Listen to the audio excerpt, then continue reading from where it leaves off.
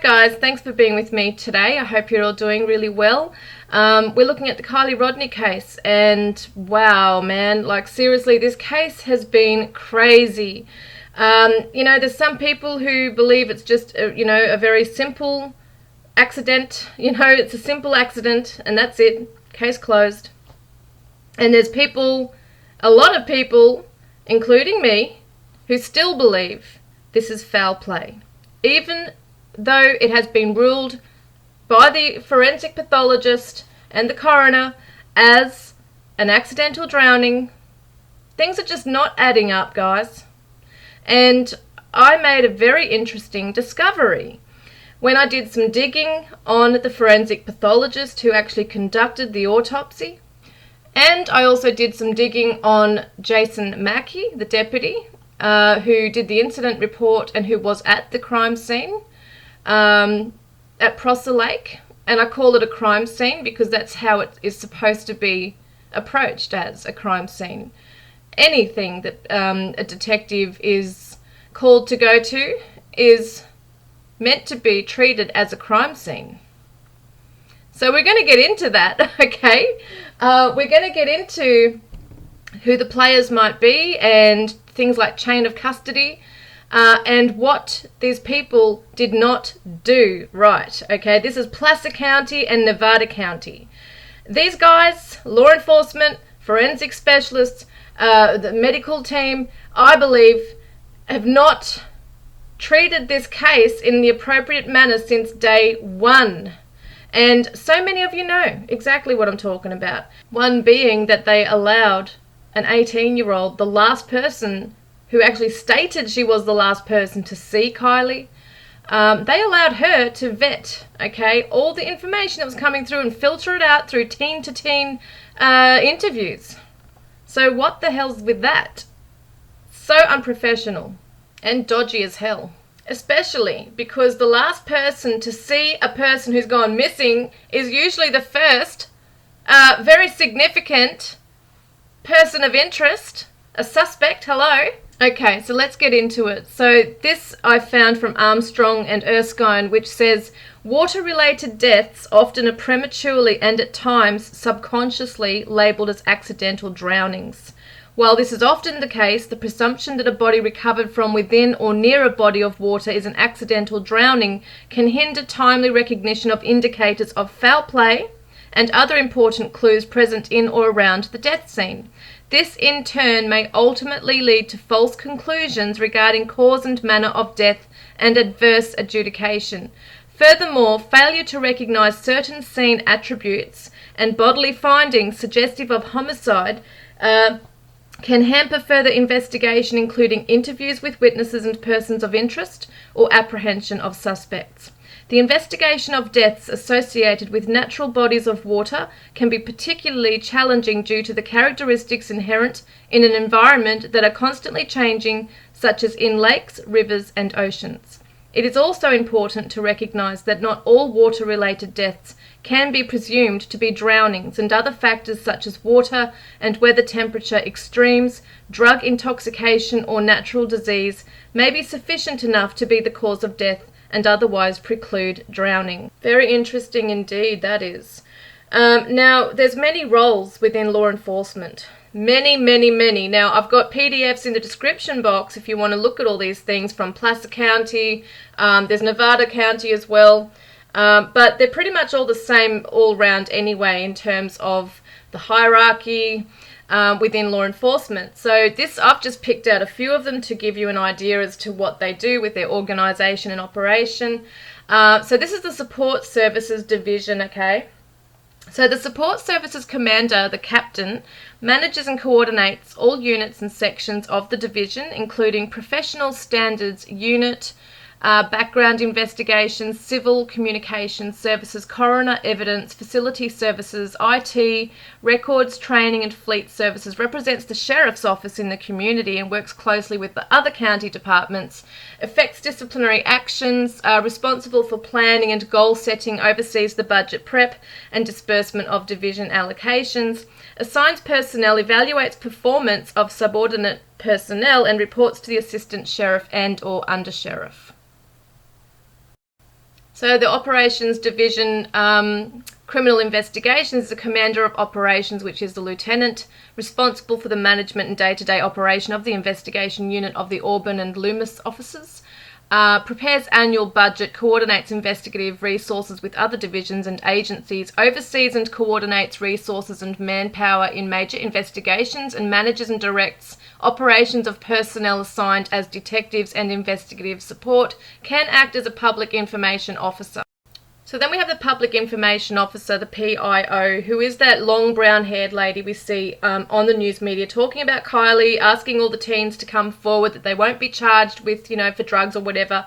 And basically what her role is, she's responsible for calls relating to public information. She disseminates information to the news, media, and the general public.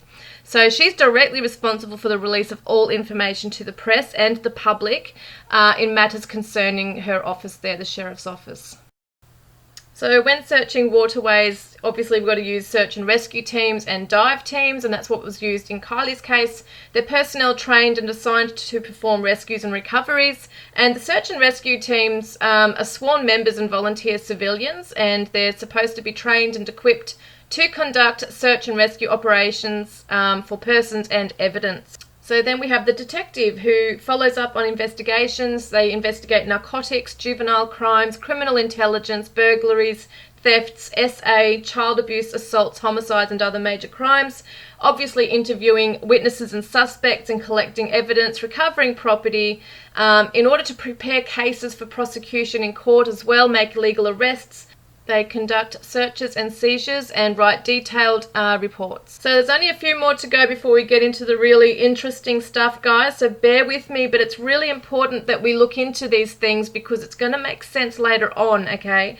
So we're looking at the evidence unit, supervising evidence technician and an evidence technician. So the supervising evidence technician supervises the collection, maintenance, and preservation of evidence, performs field and lab photographic and tech evidence work, maintains criminal ID records and evidence as part of the investigation and prosecution work of the Sheriff's Office, performs full first-line supervisory responsibilities, including planning, assigning, and evaluating the work of subordinates. Now that's a pretty, that's a pretty full-on role to have. You've got to make sure you're crossing the T's and dotting the I's, and that one especially. Now, the evidence technician performs photographic and fingerprint work, processes crime scenes, and collects physical evidence, prepares photographs, fingerprints, and other evidence for visual courtroom presentation, gathers, identifies, catalogues, and stores evidence to be used in criminal prosecutions. Every law enforcement officer and coroner that is responding to a death scene, okay, which is, you're not sure if it's a crime scene as yet, but it's a death scene where there's a victim, a decedent, okay, there. And so they can't just suddenly think, oh, this sounds like an accident, so it's an accident. They have to investigate, obviously. They have to investigate, collect evidence, all those kinds of things, in order to ascertain whether this is an accident or if an actual crime has occurred. So the first responder, we often hear those terms, is the first official person, whether it be a coroner, law enforcement, emergency medical technician, or a fireman or FBI, to arrive at the scene. The first responder is the key to the successful recognition, collection, and preservation of physical evidence. So they need to know how to collect it, or actually to recognize, protect it, and preserve it, especially if a primary investigator. So the duties of a first responder is to render aid, secure the crime scene, and recognize and protect the evidence and apprehend the suspects if there are any. Now, in this case, I don't really know who the first responder was. Does anybody know, in Kiely's case, who the first responder was? Was it Placer County? Was it the coroner? Was it the FBI? I mean, we know that the dive team, AWP, were there, but who was then there after that? As the official person there, that's what I would like to know. And did they do the right thing? Did they secure the crime scene? Did they recognize and protect the evidence? Well, from what we can see, guys, what we're going to be investigating very shortly, I think not. So securing the crime scene stops people from coming in and out that are not meant to be there. The public, witnesses, reporters even, also law enforcement officers, rescue personnel, medical personnel are only allowed to come into the scene only if their presence is essential. Otherwise, it could contaminate evidence, alter it, or destroy it. So I'm not sure at what point Prosser Lake, where Kiely's car was retrieved from, was secured as a crime scene. Okay, I don't think it was ever really treated as a crime scene, to be honest. But in terms of just securing the scene, making sure no reporters or witnesses or the general public came into that area, you know, it's kind of interesting to me because I'm pretty sure her car was found in the morning. And yet the deputy, Jason Mackey, who did the incident report for the coroner's case, he was the one that actually was handling the coroner's case, who actually arrived there at 7 p.m. And there were other personnel there already, obviously tow trucks and stuff. But I'm just thinking, what the hell? Like, why is he turning up at 7 o'clock? And what time was the actual place secured, you know? What time did the cops actually arrive there? That's what I want to know. Who was the first responder? Who arrived there and what time? So you'd think it's pretty straightforward for these guys who are in law enforcement, who have been trained in this area, to go to a scene, okay, a death scene, and know to secure the scene, to search, collect, preserve, and process the evidence, because it is extremely important at this stage, not knowing if it's a crime scene, to do all that so that you can actually have a successful resolution if it does become a criminal case and where there's a prosecution of an offender. So we're going into the coroner's role now, which is vital, okay, in death scenes. The coroners are in charge and they need to have a kit. They need to have evidence packaging and collection materials, blank forms, extra paper and pens, and a chain of custody receipts, which are extremely important. Now we're going to get into that in a minute. They need to have a camera so they can take photos, because it's extremely important. Photos, as we saw before, taking notes, sketching, all those things are important. And they need surgical gloves and masks. They need special clothing for the investigation. So it says here, the protocol for death scene investigation is secure and isolate the crime scene, record the scene, take photos, take videos, do not move the object. Take close-ups and overviews, use scale when size location is important, sketch. Do accurate distances, always indicate north, whatever that means, but sketch of all dimensions, locations of evidence, take notes. Continuous throughout crime scene search. Detailed description of the scene, who, what, where, how, and the time the evidence was found. Location, disposition of evidence, and maintain a chain of custody. Conduct systematic search, collect and package the evidence, obtain control samples, and chain of custody, submit evidence to the lab, and release the death scene. All agencies at the scene need to be cooperating with each other. They all need to be transparent in searching, collecting and packaging the evidence and documenting the scene. It should all be done together. Okay, so this next part I'm about to read, we know did not happen in Kiely's case, and I'm probably going to get really worked up in a minute. Oh my God, this really, it makes me so angry with the way they have dealt with her case, I tell you now. So this is what Winscog 2011 says. The area surrounding the cadaver, which is the corpse, should be carefully examined and documented together with the record of the depth where it was located. A marker should be placed to enable investigators to revisit the scene if needed and search through the sand bottom material for items belonging to or associated with the deceased. Now, they didn't do that with Kiely. As we know, as a lot of you know who have been following this case, oh God, I can't even talk, I'm speechless. It's just, it makes me angry, guys, that they fucked up, mind my language, but yeah, I swear sometimes when I'm pissed off. They fucked up in so many ways in this case because they flipped her car with her body in it, which is another thing that gets me angry because that's another thing we're going to talk about. Her actual body position, everything was moved, which could have been evidence. But anyway, we're talking about her belongings, okay? They flipped her car, which had open windows, and most of her stuff fell on the bottom of the lake. They didn't bother to retrieve it. They didn't bother searching it or going back and getting it. They didn't put a marker to revisit the scene to search for further of her belongings. To search further for her belongings, I should say. I'm talking fast now. I'm getting passionate about it. I can feel it. It's getting me pissed off because they did not treat Kiely's case as a crime scene from the get-go, which is what they're supposed to do. They're trained to do this. They're trained to secure the scene, collect and preserve evidence, and they did nothing like that in Kiely's case. So here's the part where we're talking about being careful with the body, okay? And they weren't. They just flipped her car over with her in it. Now, oh my God. So it says handling of a fragile cadaver underwater has to be performed, taking into consideration the potential for detachment of limbs and, in the worst case scenario, detachment of the head or lower jaw, with the potential loss of teeth or other identifiable features such as surgical implants, fillings, or prosthesis. Now, God, guys, seriously, fucking hell. Like, I hate swearing, but far out. I'm just getting so pissed off thinking about this.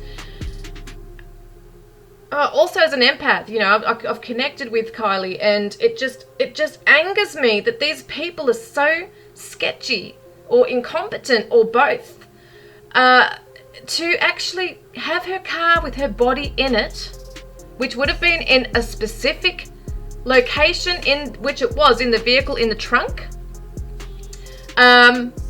She would have been, her body, her position would have been extremely different to how she's come out when they flipped her car over.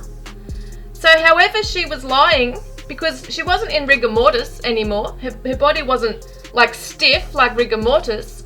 I don't know, I'm not a forensic pathologist, I don't know all the terminologies, but I did read about that, where after a certain amount of time, I think it's putrefaction or something, so it's not rigor mortis anymore, they're not stiff. So in other words, her limbs are going to move around, and that's what I'm thinking. How they've gone and done that, even if she wasn't, she's changed positions now. Even if it was rigor mortis, like a stiff body, she's changed positions now. Her head might have been to the left behind the passenger seat, but now it's going to be on another side. So, do you know what I mean? Like, this is so ridiculous.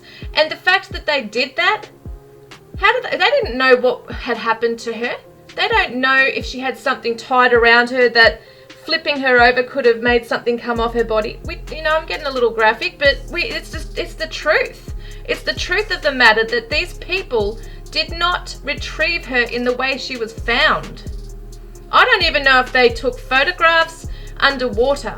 I don't know if they even did sketches of what she looked like, or if they just saw the car and thought, okay, we're just going to bring this up.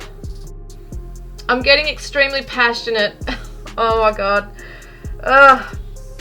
It just pisses me off. And I would love my YouTube channel to just be so, completely professional and all like a documentary, but I get too involved in it, guys, because I know foul play when I see foul play. I know incompetence and sketchiness when I see it, and I'm sure you guys do too. And here we are again, okay, in another one saying, depending on the initial approach, the complexity of the scene, and the depth and number of divers, an additional search of the location should be performed. Sieving the bottom material may be necessary, looking for personal belongings, her personal belongings, as well as hair, teeth, bones, or other items. It's just not rocket science, is it? And all of these snippets of information I'm showing you here are from peer-reviewed articles, okay, on Google Scholar. This is not just an article, a news article, someone's opinion. This is fact. And these trained law enforcement officers and coroners and whoever else was there knows this. So the location of the buoy should be documented together with the associated underwater findings. If visibility permits, the area around the body and exact location of the body should be photographed. Now, we do know AWP had a video. I don't know if he photographed it, but he videoed it, and that's good. Did law enforcement divers dive under there and take photos? You'd bloody hope so. If photography is not possible, the diver should draw a sketch of the scene, and it is the responsibility of the dive team leader on the surface to make sure this is done before the diver enters the water again. So, searching for further evidence, the area around the decedent should be searched for personal belongings, body parts, or other items vital to the ID process or possible criminal investigation. So, location of items are documented, and items should be carefully bagged or placed in plastic tubes underwater to ensure the integrity of the evidence. The search for evidence can be performed while the body is still underwater, but if the location is properly marked and circumstances allow, the diver could first bring the body to the surface and then descend, following the buoy line. So that's if they're not in a vehicle, obviously. So now we're moving into the chain of custody, which is imperative to an investigation when there's evidence. When there's the preserving of evidence and where it's moving, okay, where it's going and who's taken it at what time, etc. So it's saying, right, the continuity of possession must be verifiable at all times. No matter where that evidence is at that scene, who's got it, who's taking it to wherever, there has to be receipts. They have to write on it. So it says here, at a minimum, the chain of custody should include collected evidence, okay, so it should include the date, time and location where evidence was found, the case number, the person collecting the evidence, the person storing the evidence, and any person who handles the evidence afterwards, including lab personnel, okay. An evidence log should also be established. The log should contain a complete listing of all evidence collected and its disposition. If a crime has occurred or the determination of whether a crime has occurred cannot be made at the scene, the law enforcement rep will take possession of the evidence and the original of the evidence log. However, the coroner is entitled to and should receive a copy of that evidence log. Okay. So at this stage, they didn't even take any evidence. I believe they've come straight to that Prosser Lake and just treated it like it's an accident, straight up, without even going under and seeing her, knowing what position she was in, being able to do any autopsy or, pathology tests on her body. She was still clothed. How do they know, right, at that stage she didn't have a bullet lodged in her chest? How did they know? Until they went into the autopsy. So they went straight to this scene, didn't collect evidence. No doubt, I don't believe there's a chain of custody receipt anywhere. If there is, it's dodgy. Probably got two items on there, which is the car and her body. Gets worse. So look at this. Secure personal property from the decedent, vehicle or investigating officers. This is what the coroner has to do. Note where the property was found in the vehicle as a possible aid to identification. And note if an odour of an alcoholic beverage is present. Note what type and colour of clothing was worn. Note whether or not seatbelts were being worn. And ascertain time and location of the accident as it will appear on the investigating officer's report. Now, that's probably if you've got somebody who's not underwater. If you're first coming to a scene, you could probably smell alcohol. But look at this. Presence of alcohol and drugs, okay? Be sure to check the decedent and the vehicle for any signs of alcohol, drug use, or paraphernalia. Further, check with the accident investigator to determine if any other victims in the vehicle are under suspicion of alcohol or drug use. Note this in your report. Okay, so we are aware that there was only Kiely, but I find it really interesting. It's telling the coroner has to check the decedent and the vehicle for any signs of alcohol.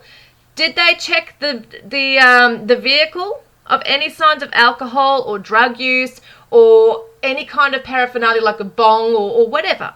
Did they check that? No, they didn't, because they allowed everything to fall on the bottom of the lake. So this is from the Placer County Sheriff's Office manual, okay? Coroner's manual, I'm pretty sure this one is from. All the PDFs will be in the description box below anyway. But once again, it says all evidence taken will be handled as in any criminal matter. All evidence will be clearly and properly labelled and tagged so as to maintain the proper chain of possession at all times. As we know, once again, this was not done in Kiely's case. They flipped her car, stuff fell out of the car onto the bottom of the lake and was left there. So just another thing about the body at the scene. So the investigation, the deputy coroner. Now, keep that in mind, the words deputy coroner at the moment. Okay, we're about to see in a moment who that might be.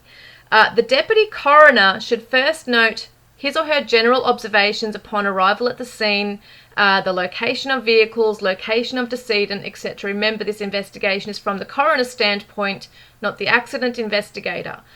Photograph the decedent and the scene, showing relationship to the vehicle if possible. Now, yeah, right, you know, like, did they do that underwater? I don't know. The first responder's statement should contain, the report should contain a statement from the paramedic or person who first found the decedent. And that could have been AWP as well. I'm not sure if they're classified as an official person, but there would have been, well, you'd think so, another statement made from law enforcement who went down and confirmed there was a vehicle there, etc. And the accident investigator statement. The deputy will contact the accident investigator and obtain a statement as to how the accident occurred, noting the position of the decedent in the accident, driver, passenger, pedestrian, motorcyclist, etc., and the location and time that the investigating officer is listing on his report. It is also very important to determine if seatbelts were in use. Now, a lot of people are saying that there looked to be a seatbelt hanging out from the back hatch, like the hatch was closed and it looked like a bit of a seatbelt was hanging out. If she was tied down in some weird way, I don't know, flipping a car over, has it moved the position? If that was the case, did it move the position of that seatbelt? And now we don't know if that's, you know, a crime. Anything can happen, you know. Obviously, we don't know if she was in a seatbelt if it's foul play. Yes, but that is something they need to determine if they were in use. Even, you know, before that, they've got to try and work out, was she driving, did she have a seatbelt on, all that kind of thing. So we've established that photographs should be taken of the scene and of the decedent before any removal of the body or the evidence. So the body may not be removed without consent of the coroner, as it should not be endangering any evidentiary item or matter. So once the Deputy Coroner has completed his preliminary investigation and determined, you know, that this death will be a coroner's case, he will call the mortuary on call for that month to do the removal. So the deputy will remain with the deceased until the mortuary has arrived and completed the removal. Now we're going to see in a moment who that deputy actually was in Kiely's case. So just quickly, before we get onto that, we've got to read this, okay? Because this is what it says here. Caution. There is a tendency to remove the decedent's body too quickly. This haste is often the result of concern for the feelings of anxious family members or relatives. We do know that Kiely's father and grandfather were there. But be aware that nothing can help the decedent at this time. In many cases, a few extra minutes or hours at a death scene may spare the decedent's family additional emotional trauma at a later date. And remember, once the body has been removed or disturbed, it cannot be replaced. To re-enter the death scene may be impossible or require a search warrant once it is released. Perhaps more importantly, when you release the scene, you release control of the area and all it contains. Also, it is unlikely it will remain undisturbed for very long after your departure. So it is suggested that you not release the scene until you are absolutely certain that you have completed your evaluation and collected all the evidence and information you require to determine the manner and cause of death. And this shonky LE, okay, investigation, this shonky investigation, they went and left that scene with all her belongings and evidence on the bottom of a lake, and they opened up and released the death scene for the public to come down and swim and canoe and whatever. One guy found her stuff. So, you know what I mean? Now, I don't know if they kept it closed the next day. I don't remember. I don't think they did. I think once they retrieved it, that was it, wasn't it? Let me know if it wasn't. I do want to know when they actually did release the scene. I'm pretty sure it was the next day. So this is the copy of the Coroner Final Report investigation. Shannon Moon is the Sheriff, Coroner and Public Administrator. And we see here that it's classified as an accident. They've just got her Kiely's details here. And the relatives, they've only put her mother there for some reason. I don't know why her father is not there, or her grandfather, or just people, you know, the next of kin or whatever. There's just her mother on there, which is, I find strange. I mean, it may not be a massive thing, but I still find that strange. Because we do know that her father was there and her grandfather. So we have the cause of death, which is a drowning, and the manner of death is an accident. And they say that the decedent drowned in a lake while inside her vehicle. Now, this was found under the Placer County manual, so I'm not sure what Nevada do, but I would have thought that it would be pretty much the same thing. Maybe they have this documented privately, I'm not sure. But I found this interesting how it says name and address of the person who last saw the decedent alive or presumed alive. And as we know, Big Mouth Sammy has stated various times through different news media interviews, okay, that she was the last person to have contact with Kiely. She was the last person who saw Kiely. I was the last person who saw Kiely, I'm pretty sure her exact words were. So unless LE have any other witness have come forward and said, oh, I last saw Kiely at, 1 a.m. or something. I think we've seen Jane Doe's come forward saying they saw her at 12:40 or whatever, but I don't think anyone besides Sammy has ever come forward publicly anyway and said, I was the last person to see Kiely. Now, this is Shannon Moon, the Sheriff-Coroner Public Administrator. So we see her at the press conference, and she would have been the one at the lake. I'm pretty sure it was her in the video that I saw at the lake by Kiely's car. And her role as a public administrator means that she may be notified of a death by mortuaries, the coroner, she is a coroner, residential care facilities, hospitals, landlords, or private citizens when someone dies and there are assets to be protected, or if the family of the decedent cannot be immediately located.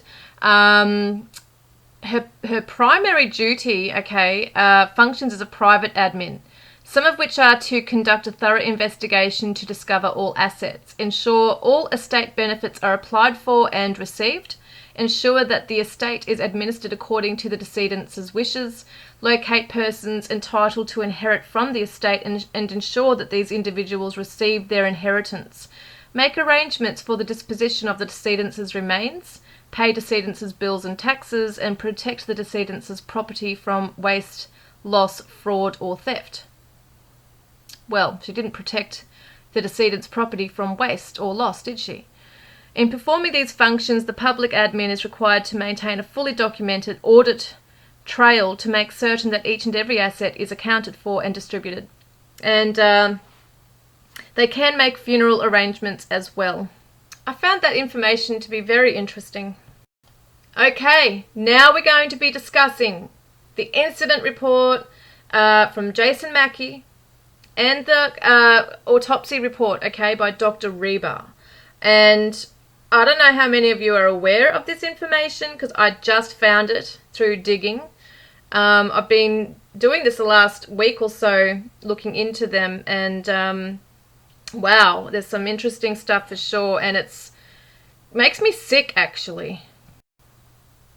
So this is Deputy Jason Mackey, who is from the Nevada County Sheriff's Office, and he says that he has actually arrived at Prosser Lake, at the scene at 18:58, which is 6:58 p.m, so close to 7 o'clock. And the time the death was pronounced was at 8:30. So I want to go back and find out when, because I'm sure it was in the morning that AWP found Kiely's vehicle, and yet this guy, this deputy, who I think might be the coroner, deputy coroner, it says, he's handling the coroner's case. I'm thinking that could be what he is. He's part of the patrol division, but I also think he is obviously writing up for the coroner report here, arriving there at 7 o'clock. So is that when everyone started to get there? Because, he's mentioned here when he got there was Placer County and Nevada County officers and FBI and everybody. So I just find this interesting that he wasn't there sooner, but I don't know why. It could just be any reason. But He plays an important role. So let's read what he has to say. Investigation. I was called to respond to Prosser Creek Reservoir to a peninsula southwest of Prosser Family Campground. I was advised a female decedent was located within the cargo space of the vehicle Kiely Rodni was reported to have been driving. I responded to the location to handle the coroner's case. So he's handling the coroner's case. Now, when we look at where he says Kiely Rodni was reported to have been driving, who reported her to be driving? Nobody said they saw her leave. So I found that interesting. And he says the scene. I arrived on scene at approximately 1900 hours, which is 7 p.m. And FBI agents, FBI crime scene technicians, Placer County Sheriff's Office deputies, California Highway Patrol officers, Truckee Police Department officers, and detectives from Nevada County Sheriff's Office were all near a tow truck. I spoke to Detective Sonia, I don't know who he is or she is, who advised me that law enforcement divers had hooked the tow truck's winch to a vehicle under the water and were assisting with recovering the vehicle. I waited until the vehicle was removed from the water and I was given permission to begin my investigation. So he's acting as the coroner. That's what it sounds like. He's handling the coroner's case. He must be a deputy coroner. So once the vehicle has been removed from the water, he starts his investigation. So in other words, being the deputy coroner, basically being the coroner, being in charge of the death scene, being in charge of the body.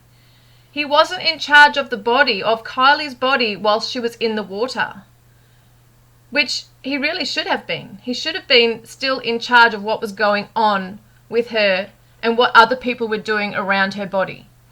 So she's removed from the water and now he begins his investigation. Now we're looking at body position. So he's now looking at her body and he says there was a white female decedent located in the rear cargo compartment of the silver 2013 Honda CR-V with the cal plate is put on there. The right leg of the decedent was against the pillar of the back seat and resting near the headrest. The remainder of the decedent was behind the seats and not visible from outside the vehicle. FBI agents and technicians donned Tyvek suits and protective gear and entered into the vehicle. The body was removed under my supervision by FBI agents and FBI crime scene technicians. The body was placed into a large black vinyl body bag, visually inspected, and the bag was sealed. No items were removed from the decedent's person and the remains were later transported by Truckee Tahoe mortuary directly to the Placer County morgue. So as we know from everything, just common sense tells us anyway, but from what we've just read, gone through in this video previously, that wasn't her position when she was under the water. So the car's been flipped and now her right leg is against the pillar of the back seat and resting near the headrest. Where was it before?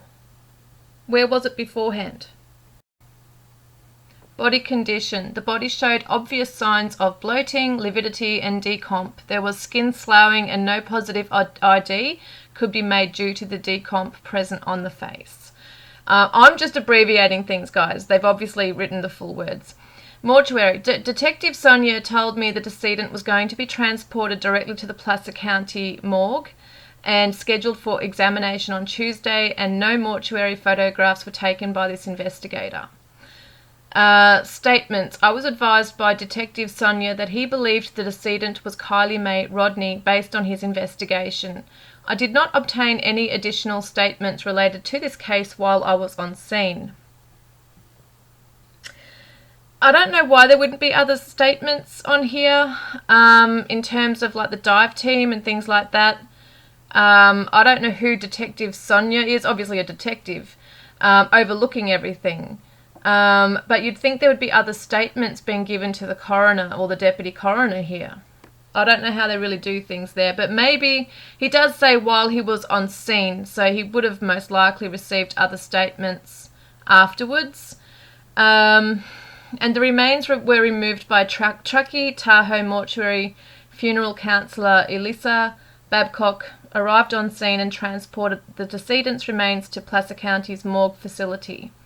At approximately 9:20, on the 21st, so at 9:20 at night, she's being moved. So property. No items of property were removed from the decedent. Any items taken from the scene will be noted in supplemental reports by the investigators. Now, interesting, they mention no items of property were removed from the decedent. They don't mention anything about the vehicle. So the vehicle, here we go. I was told the silver 2013 Honda CRV was going to be towed by the FBI and taken to their facility in Sacramento for additional processing. I was advised the vehicle will then be returned to the Truckee, California Highway Patrol office for their vehicle accident investigation team to perform their investigation. Case disposition. This case is pending the forensic pathologist's findings for ID and cause of death. And it was forwarded to Chief Coroner Sergeant Clinkinbeard. And Jason Mackey states that photographs of the scene and the decedent are to be referred to Detective Sonia's supplemental report. So there's probably photographs taken that are in that report. So here is Jason Mackey testifying at a drug case, where he's kind of like the main star here. Jason Mackey, a Nevada County Sheriff's deputy at the center of misconduct allegations, admits he made mistakes while with the narcotics task force, but he said those errors were rooted in inexperience and the resulting stress of learning on the fly, as opposed to dishonesty or lack of integrity, as some defense attorneys have alleged. At home, Mackey said concern over his son's surgery for a hearing disability added to the stress and pulled him away from work, where he struggled to get up to speed in his new role with the task force. Only now, 3 years since submitting that sealed search warrant to a judge, it turns out Detective Jason Mackey didn't make that mistake after all. It's interesting they call him detective, whereas he's now a deputy. The error not only led to the dismissal in 2015 of a narcotics case, but also was part of an internal affairs investigation. Some defense attorneys have leveled ongoing accusations against Mackey in the wake of the case's dismissal. Glenn Jennings, the county's former assistant district attorney and a candidate for district attorney, has claimed during at least one campaign event that Mackey lied in the search warrant. The allegations levelled by defence attorneys led in February to an evidentiary hearing that's occurred over 5 Fridays. Overseeing the evidentiary hearing, Superior Court Judge Robert Tice Raskin has made no decision on the allegations against Mackey. On Friday, on the stand to speak on his own behalf for the first time, Mackey said the perceived error that all involved parties had accepted as fact didn't actually happen. Instead, he's human and has made mistakes. But asked Assistant District Attorney Chris Walsh, "Have you ever intentionally lied about anything in the course of your career?" "No, sir," Mackey said. Defence attorneys Heather Burke and Stephen Munkelt asked Mackey about text messages between him and Holitz, including an exchange in which they said Holitz admonished Mackey for mistaking a suspect's statement as an admission of butane honey oil manufacturing. The defence brought several exhibits before Mackey on Friday, asking for explanations for alleged errors or inaccuracies that drew reprimands.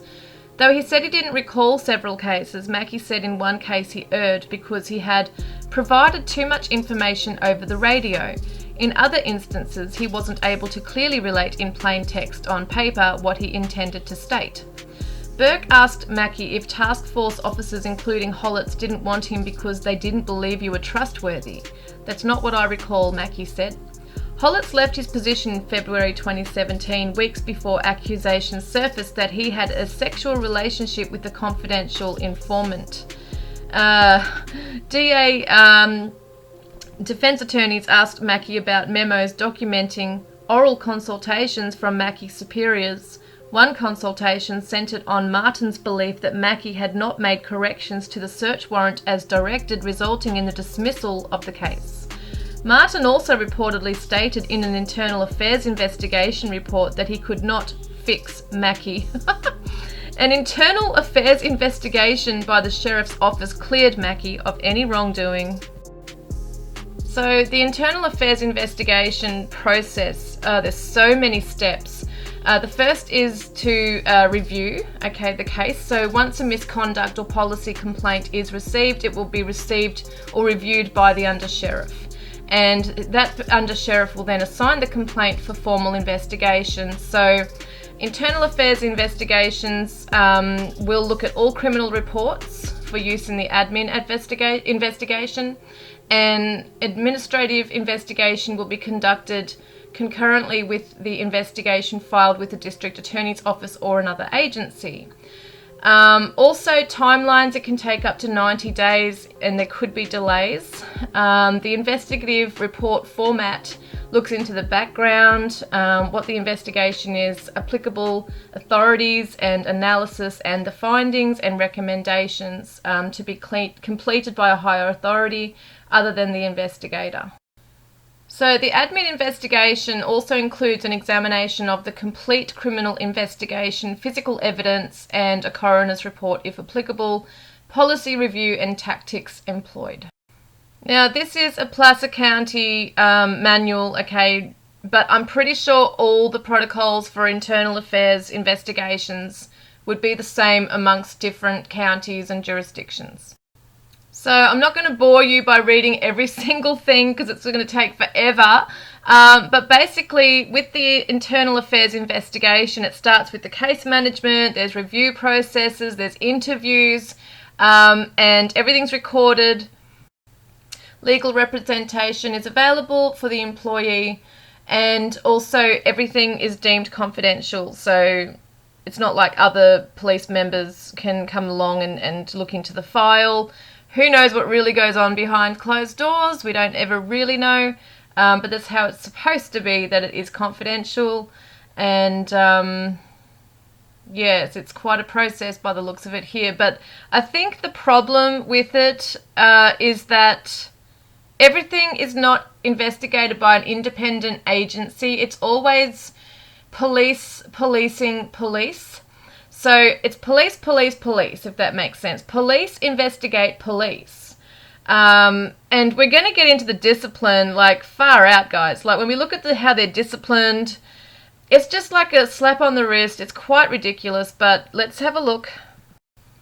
So the results of the internal affairs findings are listed below here. So it's unfounded, meaning the investigation conclusively proved that the act or acts complained of did not occur, or the member named in the complaint were not involved in the alleged misconduct. Exonerated, the acts which provided the basis for the complaint occurred, however the investigation revealed that such acts were justified, lawful and proper. Not sustained, the investigation failed to clearly prove or disprove by a preponderance of the evidence the allegations made in the complaint. Sustained, the investigation disclosed sufficient evidence to prove the allegations made in the complaint. Frivolous, the complaint is totally and completely without merit or for the sole purpose of harassing an opposing party. Immediately after completion of the investigation, the written report and case file, if appropriate, shall be reviewed by the under-sheriff. She shall make the final determination whether any or all of the allegations of the complaint are sustained or not sustained. So in 2019, Shannon Moon, who was on the right of this picture, who we just looked at before as the coroner, sheriff, coroner and public administrator for Nevada County, she appointed Alicia Berget or Berget, I don't know how you pronounce her last name, but the lady on the left, Alicia, is now the under-sheriff of Nevada County. As far as I'm aware, she's still in that role. So what we're talking about is that if there was a complaint to go to the Nevada County, Alicia would be the one to review it and then make a final decision on whether the complaint or investigation was sustained or not sustained. Once approved by the sheriff, disciplinary action will proceed.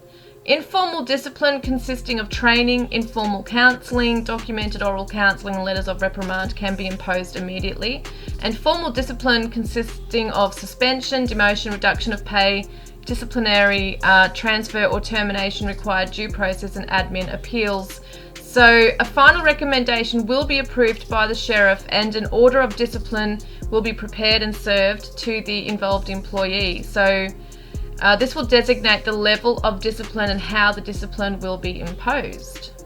Both the notice of proposed action and the order of discipline will be prepared by the undersheriff, which in this case for Nevada County will be Alicia Burgett.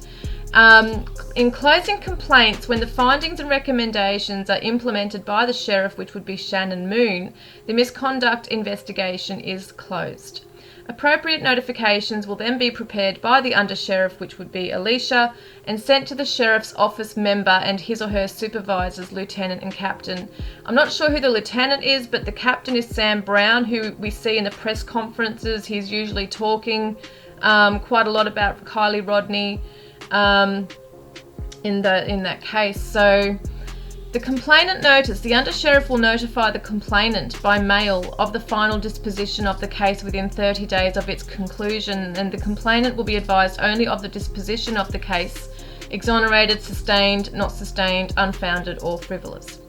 Employee notice. A notice of completed internal affairs complaint will be completed by the undersheriff and copies routed to the sheriff's office employee and his or her division commander.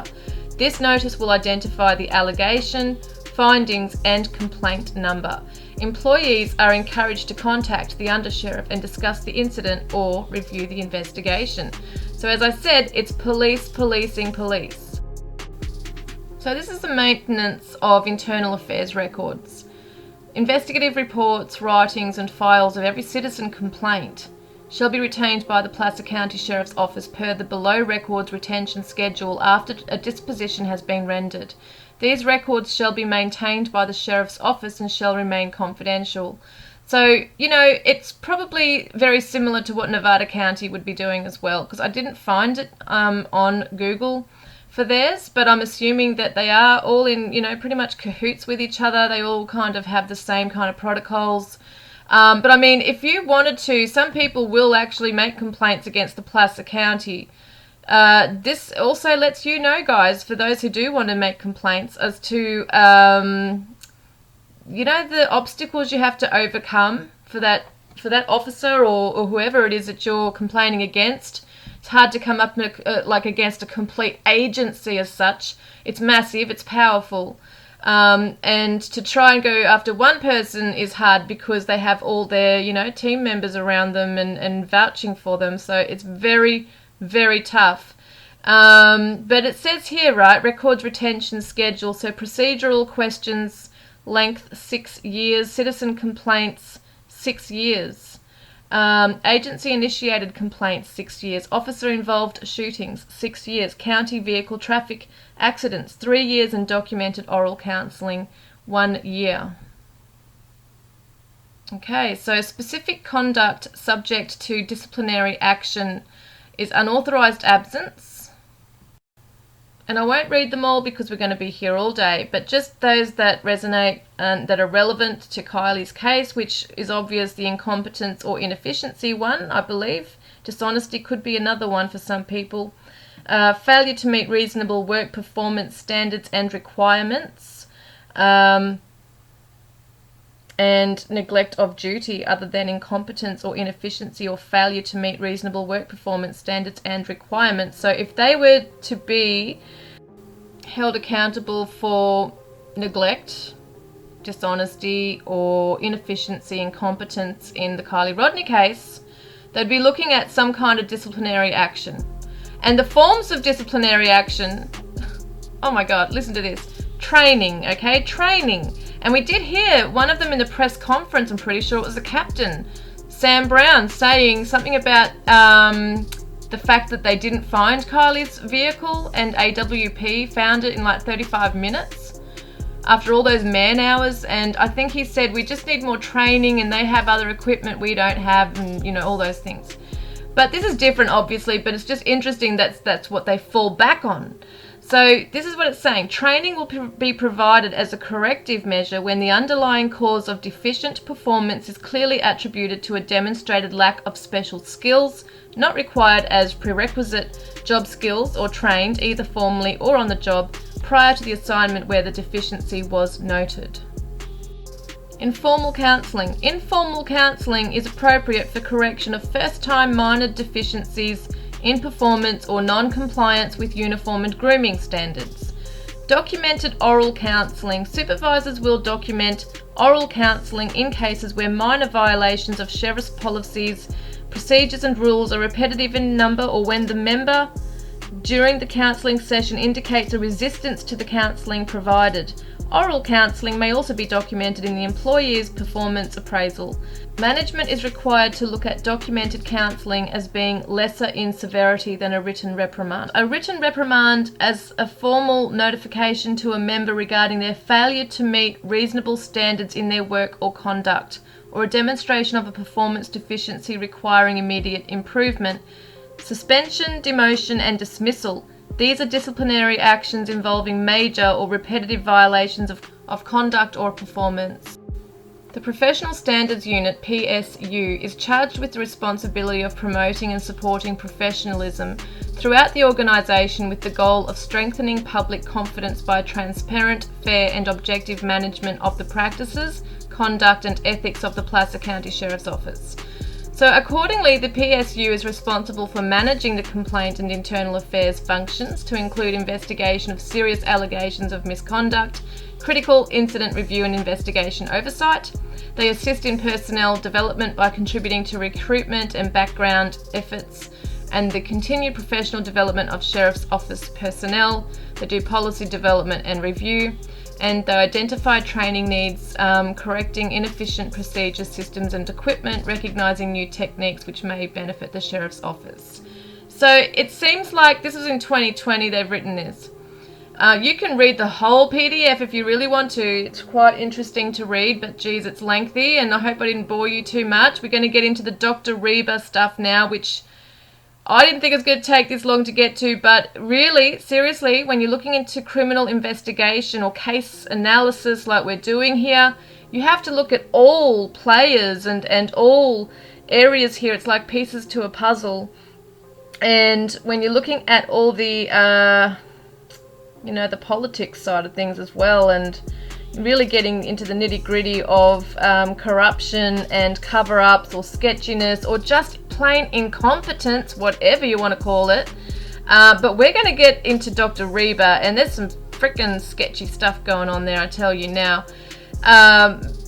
Somebody who's extremely inexperienced or dodgy. I don't know which one, guys, but I'm going to let you hear this because some of you are going to be shocked when you hear what I have to say. And the fact that Jason Mackey, who I've just read about and have gone into this whole internal affairs investigation stuff about, he had actually gone through that whole process of policing police, and he's come out okay. So some people are saying you can't fix him, he's a liar, he's dishonest, and he's just saying it was like a human mistake,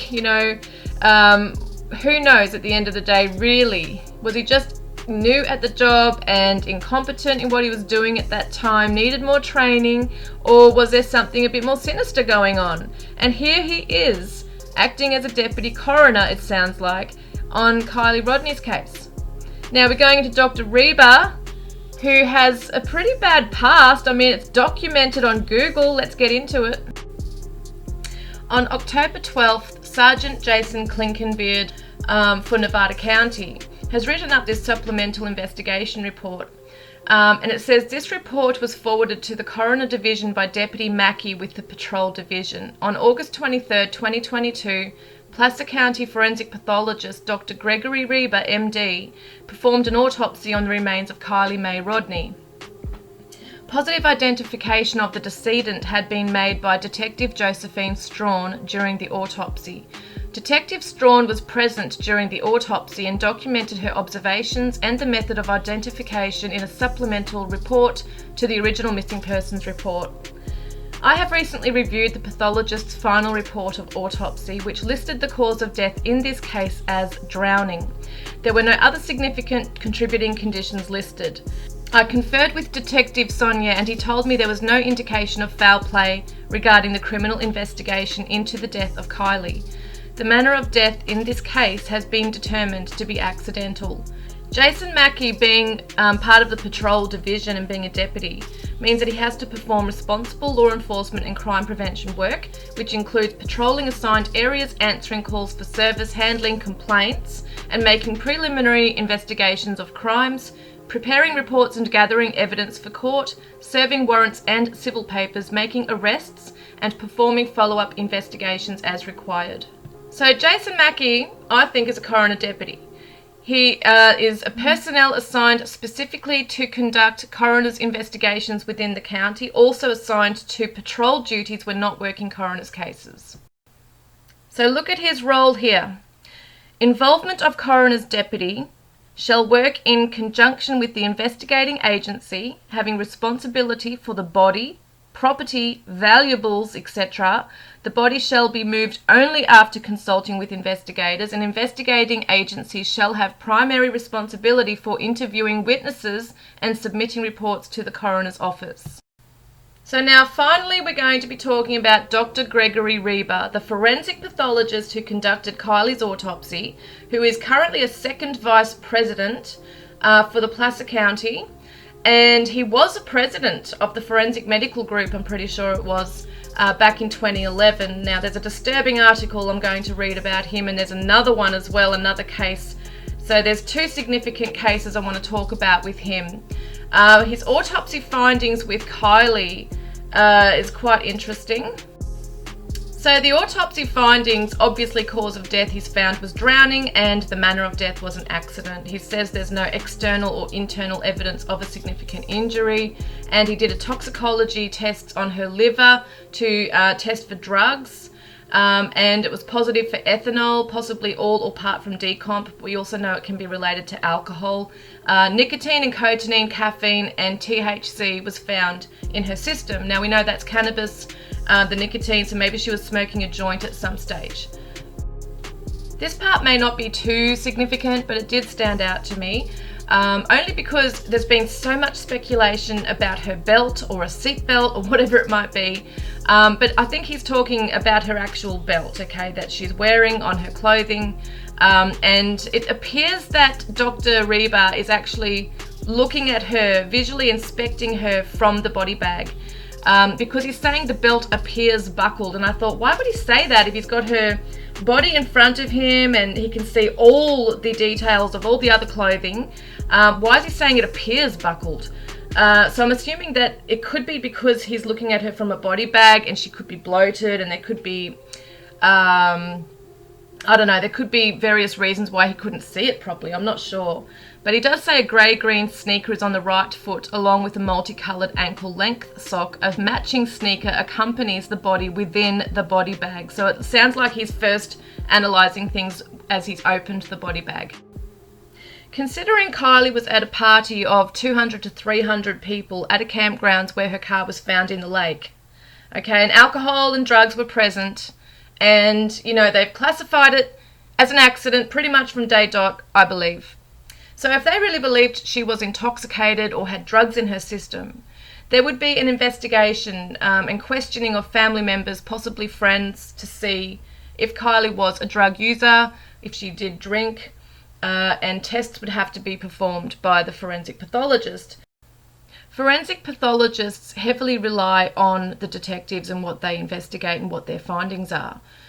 Because basically what they're finding in the body medically and forensically is pieces of the puzzle, okay? So if the investigators are saying we didn't find any, drug paraphernalia, or, we don't believe she was on drugs, then that's going to possibly influence the forensic pathologist to not test for other things such as LSD, ecstasy, any other kind of drug like fentanyl, etc. And as we know, detectives and the divers and the law enforcement team, coroner, whoever, all those people did not search her car thoroughly or retrieve evidence to actually look for anything that would point to a drug overdose or intoxication from alcohol. Certain specimens of the body are collected to ascertain a type of death case. So if you're looking at drug-related things, you're looking at blood, urine, vitreous humour, which I think is to do with the eyes, gastric contents, bile, liver, hair, And also there's motor vehicle crashes here too. You can check for things, homicide related stuff here, volatile substance abuse. Now, there could be with a drug, blood, urine, gastric contents, bile, liver, hair, the eye. I know one forensic pathologist or expert had actually stated that the vitreous humour is the best way to find any traces of drugs. But for some reason, Dr. Reber has written materials for toxicology testing was the liver. It doesn't say anything about blood or vitreous humour or anything like that. So hair specimens taken from the back usually can be used to test for exposure to heavy metals and drugs over a period of weeks to months.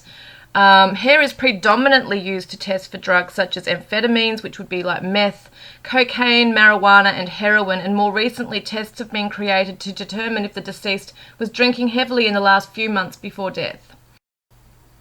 Drugs that are routinely tested for alcohol, things like Panadol, paracetamols, antidepressants, antihistamines, antipsychotics, and benzos.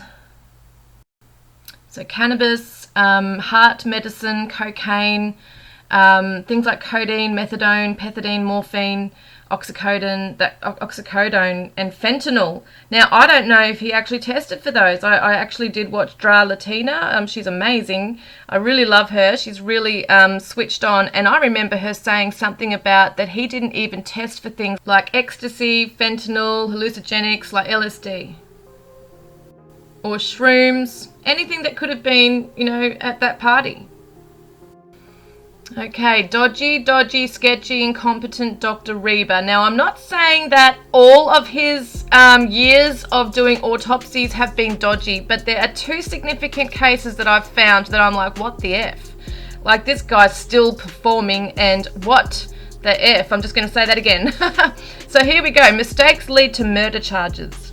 Errors by forensic medical group helped put Corbin Easterling behind bars for 18 months, charged with the murder he did not commit.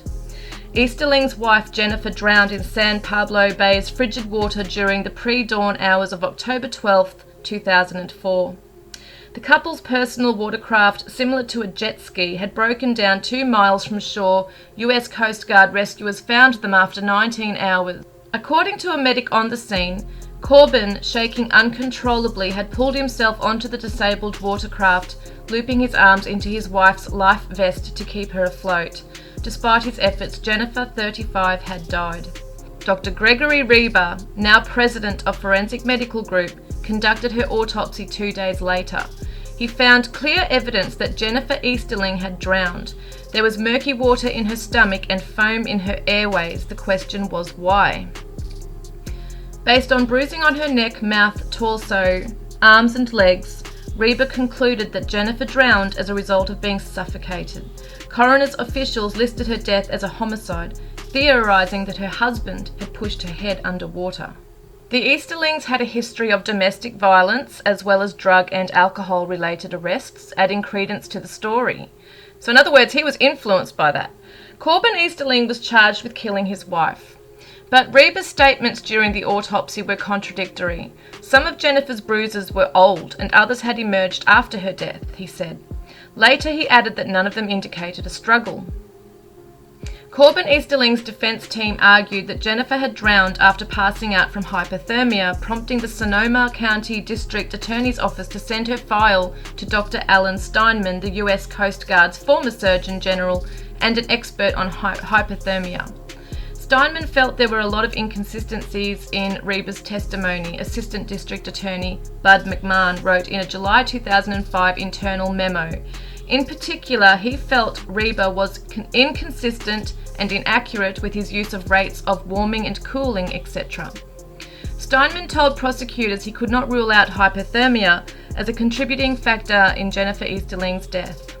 Reber also made his determination without asking for reports from the scene describing where and how the Easterlings were found. Deputies had not transcribed the Coast Guard medic's interview that noted the couple was in water too deep to stand or that cited the husband's efforts to save his wife. Agreeing that the account undermined Reber's conclusions, Forensic Medical Group changed its ruling in June 2006, concluding that Jennifer Easterling's death had been an accident. prosecutors dropped the charges against Corbin Easterling, freeing him after 18 months in jail. Reber did not respond to repeated interview requests. In a written statement, the firm acknowledged that death scene information would have led him to a different conclusion. Difficult cases may have multiple seemingly contradictory conclusions, none of which is necessarily wrong, the firm wrote. As forensic pathologists, we are charged with determining the cause of death to the best of our collective ability, given the information available, our training and experience. So when we're going back to the beginning, when we said about everybody as a team working together, cooperating, having transparency, it's extremely important that there's cooperation and thorough investigation done so that the forensic pathologist has a bit of a story to go by as well as confirming it through their forensic test. Now, because Nevada County and Placer County have from the get-go treated Kiely's case as an accident, I believe, because they didn't treat it as a crime scene. They didn't collect her belongings, which were evidence, and allowed her body to move position, okay, before it surfaced. And they didn't look for drug paraphernalia or anything along those lines. So Dr. Reber can only go with what the investigation is kind of steering towards, but he obviously has to confirm through his forensic findings. And that's drug testing and looking at injuries, etc. on her body. But they definitely do listen to the investigators and are very heavily influenced by that as well. Now, with fentanyl and LSD testing, I'm not sure if he can just take it upon himself to do those or to conduct those tests, but it does state that family, or it might be the investigators, I'm not sure who has the power to actually request for those things to be done. The family could have requested for those tests to be done, but now Kiely's body has been cremated, and this guy's dodgy, okay? I do believe that there's a lot of sketchiness going on anyway, or incompetence. We can't blame it all on Dr. Reber, of course, with this, because the investigation was effed up from the beginning, and that's the investigator's fault. But I believe that he could have done a lot more than what he did in terms of the drug testing. So Dr. Reber's autopsy findings helped put a man behind bars, an innocent man behind bars, for the murder of his wife. So that man would have been in absolute distress and grief at the fact that his wife died. He tried to save her, and now because of Dr. Reber's autopsy findings and this shonky investigation that happened around that, because there was a history of domestic violence and drug use, it seems that there was a judgment made straight away that, okay, he's harmed her because there has been a history of that, which is what I believe happened in the case of Kiely. They've put together a party, alcohol and drugs, and an intoxicated person and a body of water. Case closed, it was an accident. Now, Dr. Reber has already made a massive boo-boo, a huge error in the Easterling case. So maybe he's come into this case thinking, it's probably a safer thing to do is to classify this as an accident rather than a homicide, and contributing to putting someone else that might be innocent behind bars. That's just my thought on it. It may not be that, but you know, he could be thinking along those lines. He's already put some innocent person behind bars before. It's safer to say it's an accident. And it's going with the narrative of the agencies, the investigating agencies. But wait, there's more. In 2018, Stephon Clark, 22-year-old African-American guy, was at the back of his grandmother's house holding a phone when police came storming in and shot him to death. I think there's like 20 bullets going towards him. And they claim, oh, we thought he had a gun and he was facing us. And forensic pathologist Dr. Bennett Amalu analysed Stephon's body. He saw the entry wounds. And Dr. Reber's come along saying that, oh no, they're actually not bullet entry wounds in the back, they're actually exit wounds. So get this right, the Sacramento County Coroner's Report made public on Tuesday was prefaced by a letter that said Amalu's private autopsy was reviewed. It was reviewed by 3 additional forensic pathologists in the office plus former Sacramento County Forensic Pathologist Gregory Reba, in an effort to ensure we got the facts correct. So the coroner's report found 7 gunshot wounds on Clark's body, and Reba wrote in his review that Amalu mistook an exit wound on the left side of Clark's chest for an 8th entry wound. This is a significant error as it leads to incorrect conclusions regarding the relative positions of the victim and the shooters during the event, Reba wrote. While Amalu said Clark wasn't facing the police when they shot him, Reba concluded that the body camera and helicopter videos showed there was an initial face-on confrontation and that Clark was moving toward the officers when they began to fire. Now, I have to just pause this for a minute and tell you, I watched it, I couldn't see a damn thing. It happened all so quickly, I actually couldn't even see his body because the cop's hands were outwards holding a gun and just firing, that's all I could see. But we've got 3 forensic pathologists plus Amalu stating the same consistent information here and findings, that Clark was standing with his back towards the officers. So Reba's analysis also challenged Amalu's conclusion that Clark had been shot primarily from behind. He argued that 3 of 6 wounds Amalu had described as being in the back were actually on Clark's right side. Amalu's statement dismissed Reba's statement as inaccurate. In a joint statement, 3 civil attorneys representing Clark's family defended Amalu's credibility and criticised Reba's past associates with the Sacramento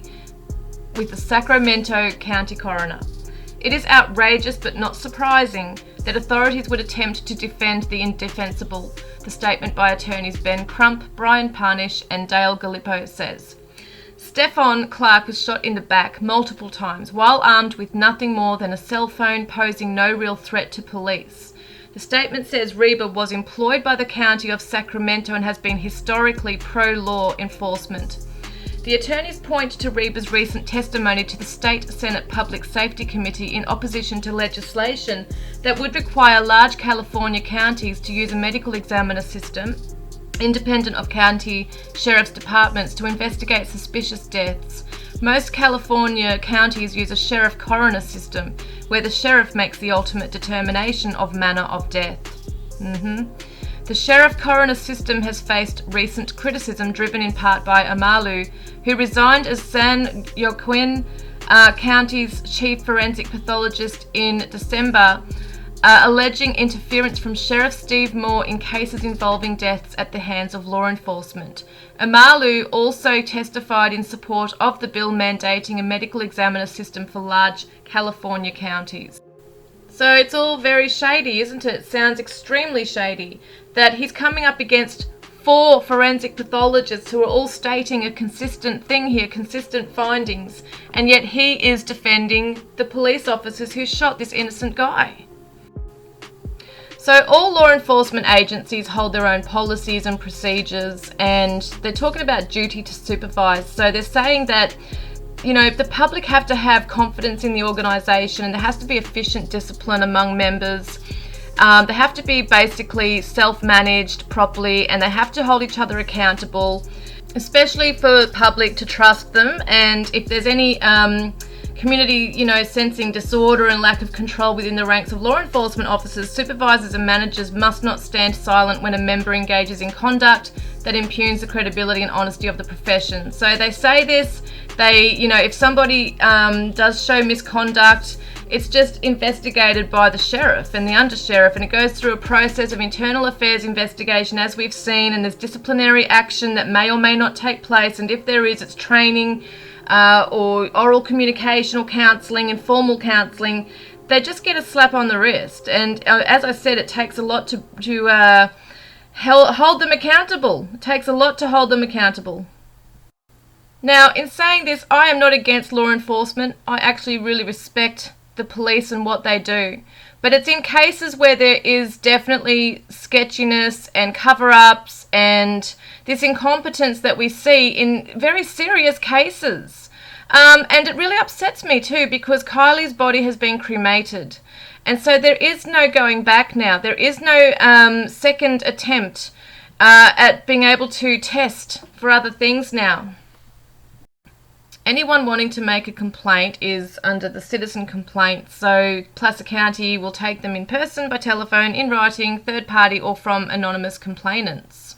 So the nature of a complaint against a Sheriff's Office member will fall into one of four categories: inquiry. An allegation involving minor transgressions on the part of a Sheriff's Office member may be handled informally by bringing the matter to the attention of the chain of command and his or her immediate supervisor at the complainant's request.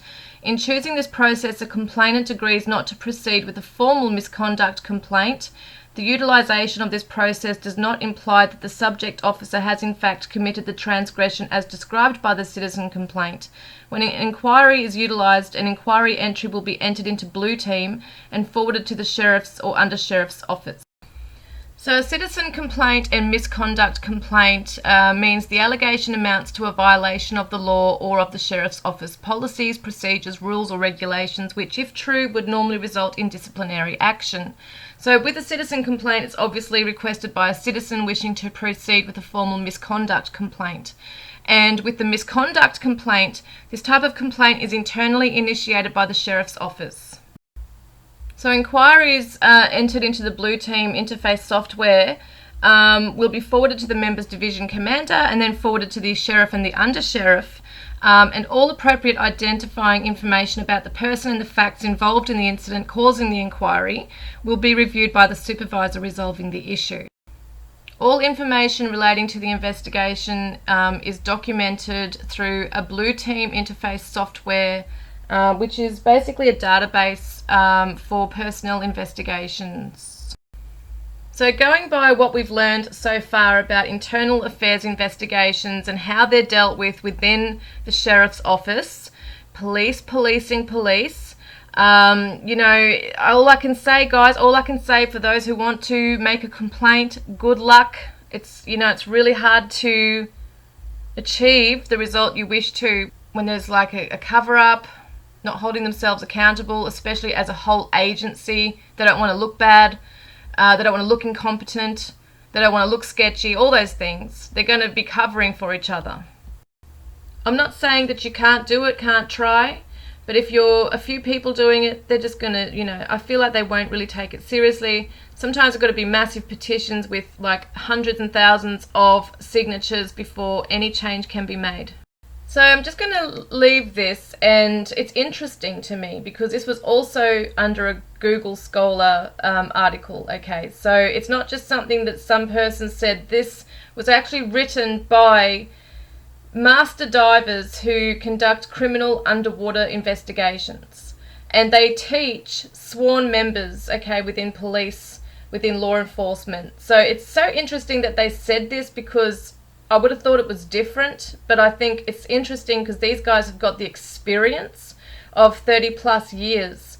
And this guy says here, or these two people say, Phillips and McCord, or Michaud, I don't know how you say his name, says when a vehicle goes into the water, it is rarely an accident. Occupants are not always able to escape. Sometimes they are purposefully prevented from escaping. If the entry is witnessed and there is a potential for rescue, this workshop includes how to perform a hasty recovery when recovery of the entire vehicle might be quicker than attempting to extract victims from the vehicle underwater. I found that so fascinating. I'm going to put their PDFs in the link below in the description box. I've got heaps of info in there, but you might find this very interesting to read what these guys do. There's another guy called Mike Berry and his team with criminal underwater investigations. These guys have had years of experience. They know they have the equipment, the search equipment. They know how to extract. You know, obviously through experience there would have been mistakes along the way, but they have spoken about how law enforcement agencies don't have the training, don't have the proper training, and these guys teach it on how to extract evidence and bodies safely and vehicles from the water. A lot of dive teams, a lot of law enforcement divers don't have the equipment or the experience that these guys do, and they should be, as an agency, you know, conducting these workshops. And apparently there's issues with budgets and time constraints and all this nonsense. I mean, they have to do this. It's part of their job. And these guys are the experts in the field. So to wrap it up, guys, you know, from the get-go, basically when LE went to Prosser Lake, had confirmed that her car was in the lake. I believe that's at the point where they believed, okay, this is an accident. But before that, when Kiely had gone missing, they had fears that she was kidnapped. Even though there was no Amber Alert being made, they did believe that she was kidnapped because her car was also missing. Now, this is the incompetence I'm talking about.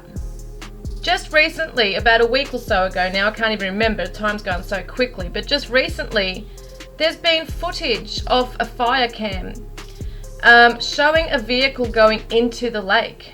And it faces directly at the part where you see a car going into the lake. Is this a real footage or is it doctored? We don't really know. We don't really know. I know there are people stating that it's a fake video. Because it is interesting, I just recently went to search for it in a news article. Please provide a link or something, because I actually have put different terms into keywords into Google right now, stating, you know, fire cam footage, Kiely Rodni driving car into lake. Nothing's coming up on my end. It's really weird. Lots of YouTube videos are coming up, but no news articles are coming up. There's been no press conference from the police stating that this was her car going into the lake on that footage.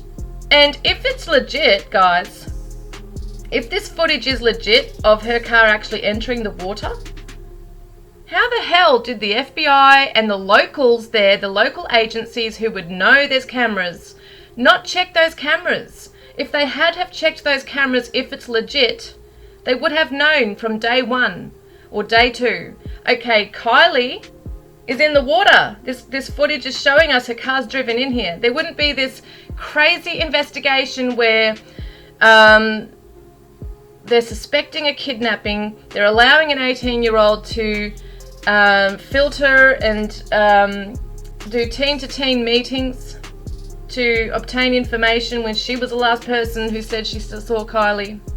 There's so many botched up things going on here. We've got no evidence being retrieved from her car, her belongings left on the bottom of the lake. No evidence was retrieved. No proper drug tests were made. It was treated as an accident as soon as they got to Prosser Lake. The dive team personnel have not been trained sufficiently. They didn't even find her car after searching the area for hours, apparently, man hours, and they were right above her vehicle. So, you know, they need to get better equipment if that's the case. Some people are saying it's a cover-up, but if it's not a cover-up and it's just incompetence and inexperience, they need training. They need to start putting in the money and time and effort into these dive team criminal underwater investigation workshops. That's where they need to put their time and effort and energy into as well. This case, Kiely Rodni's case, just proves it, that there's incompetence and there's sketchiness, I believe, as well. What do you guys reckon? Because they sure as hell aren't holding themselves accountable or each other accountable for an effed up investigation.